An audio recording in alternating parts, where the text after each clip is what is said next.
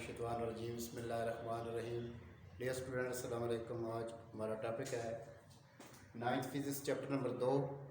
इसमें से आज जो लिया है टॉपिक वो है सेकंड इक्वेशन ऑफ मोशन, यानी कि हरकत की दूसरी मसावात। इससे पहले हरकत की पहली मसावात हम अक्स कर चुके हैं, ड्राइव कर चुके हैं। आज हम दूसरी मसावात जो है सेकंड इक्वेशन जो है उसको ड्राइव करेंगे, उसकी डेरिवेशन लेंगे, मगर हम ग्राफ की मदद से लेंगे अकॉर्डिंग टू योर सिलेबस, आपके सिलेबस के मुताबिक। अब देखते हैं कि इसको कैसे हम सॉल्व करेंगे। सबसे पहले हम कुछ चीज़ फर्जी ले लेंगे कि कोई चीज़ हरकत कर रही है तो उसमें क्या क्या चेंजिंग आएंगे। हम इसके लिए लेते हैं कि फ़र्ज़ किया एक मुतहरिक जिस्म जिसकी इब्तदाई वेलोसिटी vi है, यानी कि कोई मुतहरिक जिस्म है जिसकी वेलोसिटी पहले जो है वो vi है, यानी कि इनिशियल वेलोसिटी। वक्त t गुजरने के बाद उसकी आखिरी वेलोसिटी vf हो जाती है, यानी कि कुछ टाइम गुजरता है तो उसकी आखिरी वेलोसिटी जो है वो vf हो जाती है, यानी कि फाइनल वेलोसिटी हो जाती है।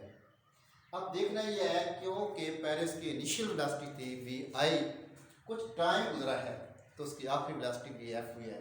बेशक थोड़ी सी वेलोसिटी चेंज हुई है, मगर टाइम के लिहाज से कुछ वेलोसिटी चेंज किया है। जब वेलोसिटी चेंज किया है इसका मतलब है उसने कुछ न कुछ डिस्टेंस कवर किया है, कुछ न कुछ उसने फासला तय किया है। इसलिए हम देख सकते हैं क्योंकि जिस्म ने वक्त के साथ वेलोसिटी तब्दील की है, इसलिए जिस्म ने कुछ ना कुछ फासला s भी तय किया है। इस स्टेटमेंट को दोबारा देखें कि फ़र्ज़ किया एक मुतहरिक जिस्म है जिसकी इब्तदाई वेलोसिटी vi है, वक्त t गुजरने के बाद उसकी आखिरी वेलोसिटी vf हो जाती है। क्योंकि जिस्म ने वक्त के लिहाज से वेलोसिटी में तब्दीली लाई है, लिहाजा जब वेलोसिटी में तब्दीली लाई है तो जिस्म ने कुछ न कुछ फासला भी तय किया होगा। Suppose that a moving body having initial velocity vi after passing time t, it's changed its final velocity vf, because a body change its velocity with time, so it also covers some distance s। इस तरह इसको English में हमने convert किया है। अब इसको अगर हम ग्राफ की तरफ लेकर चलते हैं, ये ग्राफ है y की तरफ और ये है x की तरफ।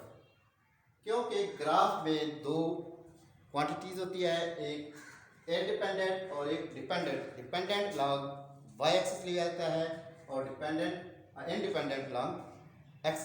अब वेलोसिटी टाइम ग्राफ लिया है, sorry speed time graph.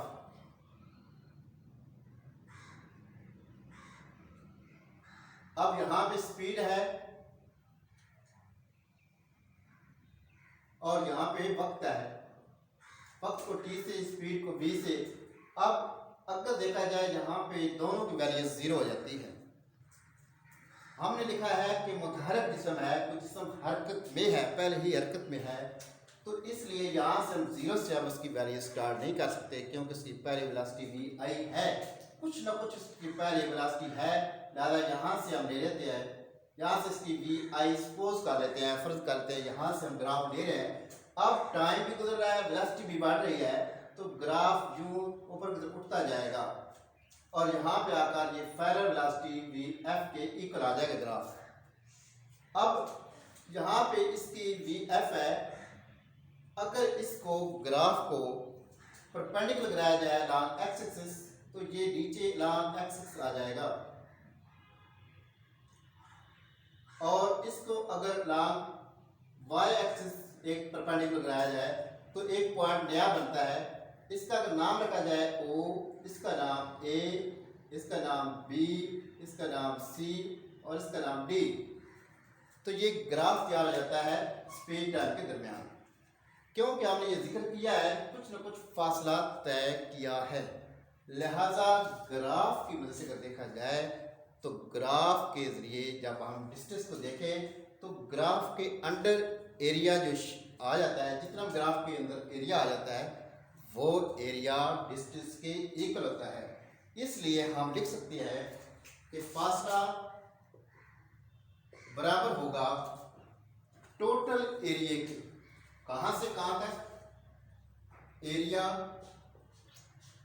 O A B D, O से A, A से B, B से D, ये सारा एरिया जो है वो डिस्टेंस के बराबर है, फासले के बराबर है। अब अगर इसको देखा जाए तो यहाँ पे दो किस्म की आपको डायग्राम नजर आएंगी, दो किस्म की इश्काल नजर आ रही है, क्योंकि हमें एरिया तब मिलेगा जब मखसूस शक्ल हमें मिलेगी जिसका एरिया फाइंड हो सकता है। तो इसमें दो किस्म के इश्काल है, एक ये है और एक ये है। एक ट्रायंगल की शक्ल आ गई है और एक रेक्टेंगल की शक्ल आ गई है। इसलिए हम इस एरिया को डिवाइड करते हैं दो इश्काल के एरिया के साथ। लिहाजा फासले को अगर हम देखें, एरिया किसका पहले लेंगे, एरिया अगर हम रेक्टेंगल का पहले ले लें, एरिया ऑफ रेक्टेंगल यानी कि मुस्ततील का रकबा plus area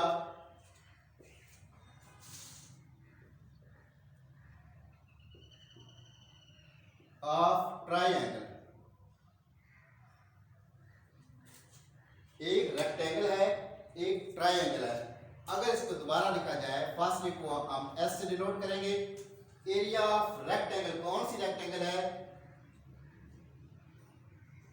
area of O A C D, O A C D ये रेक्टेंगल है, इसको आपने इस तरह O A C D की तरफ डिनोट कर दिया है, प्लस एरिया ऑफ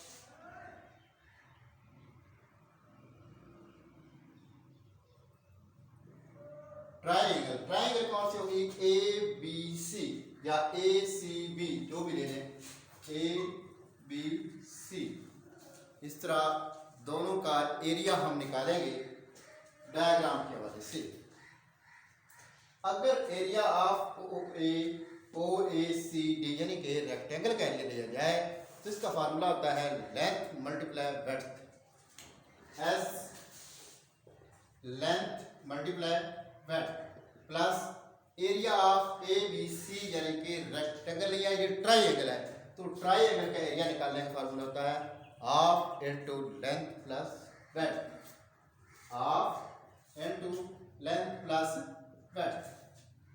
अब हम डायग्राम के वाले से इसको डिनोट करेंगे, S बराबर L, इस पे क्या लेंगे, L अगर इसको देखा जाए तो ये इसके T के बराबर है, O D multiply C D। अगर इसको लेंथ लिया जाए तो ये इसकी ब्रेड्थ होगी, तो क्या होगा, O D multiply C D।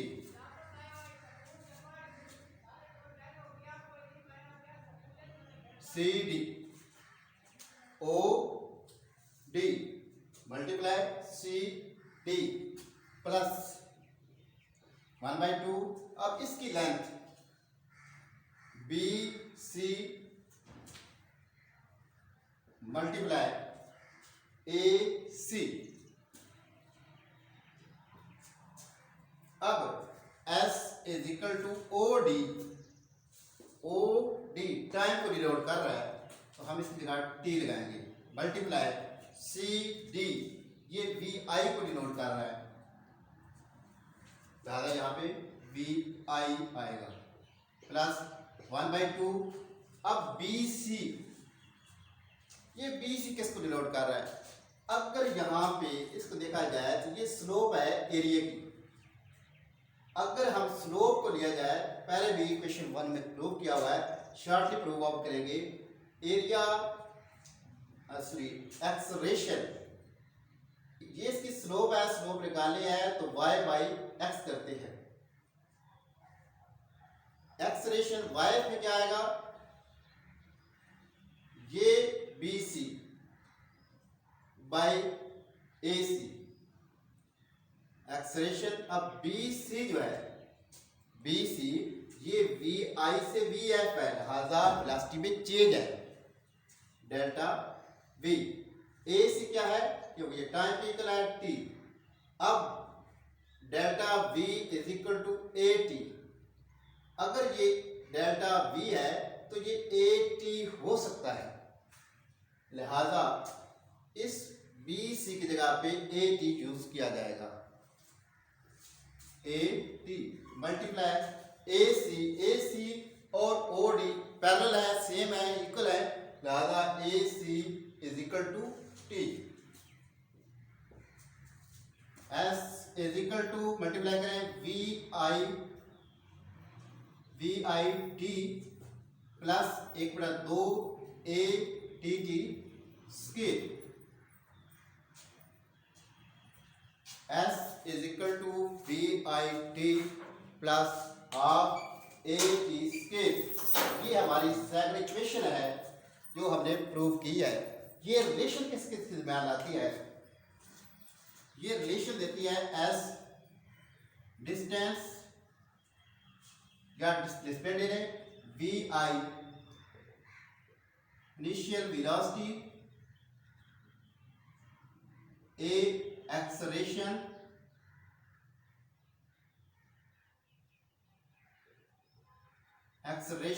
और टी टाइम। ये चार चीजों के दरमियान रिलेशन ला रही है, distance, initial velocity, acceleration, time. इस तरह आप कोई भी इसमें से चीज फाइंड कर सकते हैं। अगर हमने फासला निकालना है, डायरेक्ट फार्मूला है। अगर हमने इसमें से वी आई निकालना है तो बाकी चीज़ें दूसरी साइड पे ले जाएंगे मैथमेटिकली, तो वो चीज़ निकल आएगी। एक्सलेरेशन निकालना है, टी और वी आई टी दूसरी साइड पे चले जाएंगी और मैथमेटिकली इसमें एक्सलेरेशन भी फाइंड हो सकता है। अगर इसको दोबारा रिवाइज करें तो क्या है, फर्ज किया कोई मुतहरक जिस्म है, हरकत कर रहा है, जिसकी इनिशियल वेलोसिटी वी आई है, टाइम गुजरने के बाद उसकी वेलोसिटी वी एफ हो जाती है। क्योंकि उस जिस्म ने वेलोसिटी चेंज की है, इसलिए लाजमी बात उसने कुछ ना कुछ कम से कम भी फासला ज़रूर तय किया है। उस फासले को ढूंढने के लिए हम ग्राफ की मदद ले रहे हैं। ग्राफ में स्पीड टाइम है, स्पीड को अलांग वाई एक्सिस और टाइम को अलांग एक्स। ये ग्राफ के अंदर हमने समझा दिया है कि टाइम इधर क्यों लिया है, स्पीड इधर क्यों लिया है। स्पीड क्योंकि इंडिपेंडेंट है, सॉरी डिपेंडेंट है, डिपेंडेंट को वाई एक्सिस होता है, टाइम इंडिपेंडेंट चीज़ है वो एक्सिस होता है। यहाँ पे जीरो वैल्यू है क्योंकि लफ्ज़ हमने बोला है मुतहरक हरकत में है, तो इसलिए हम जीरो वैल्यू नहीं दे सकते। हम लेंगे कुछ टाइम के बाद कुछ वी आई उसकी वेलोसिटी होगी, वहाँ से शुरू करेंगे और जो जो टाइम गुजरेगा एक्सेलरेशन आपका वेलोसिटी बढ़ती जाएगी और एक्सेलरेशन में चेंज आती रहेगी। तो ये स्लोप ए को नोट कर रही है।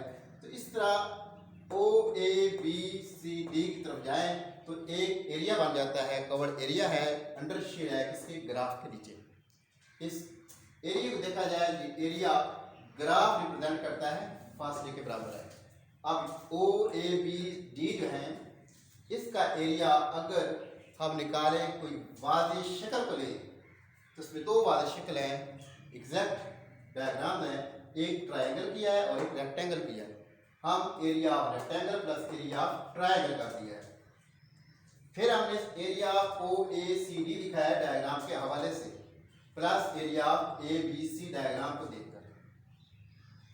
फिर फार्मूला लगाया है, रेक्टेंगल का एरिया जो होता है लेंथ मल्टीप्लाई ब्रेड्थ होता है, प्लस एरिया ऑफ ट्रायंगल जो है वो हाफ लेंथ मल्टीप्लाई ब्रेड्थ होता है।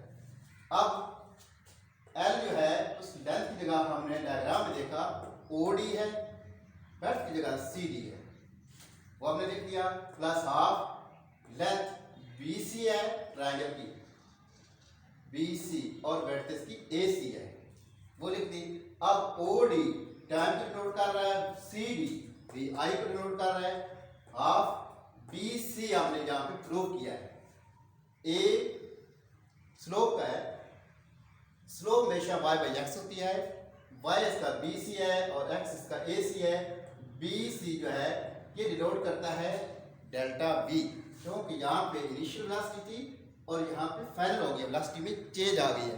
जब चेंज आ गया तो डेल्टा V लिखेंगे, तो बाई AC या T और डेल्टा V रद्द करे तो AT इधर आ जाएगा, तो डेल V या delta V is equal to AT।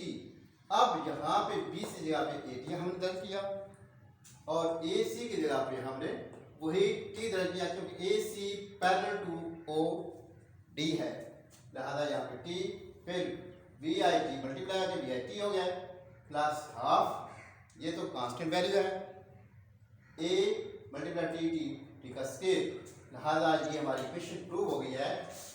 S is equal to VIT of AT scale.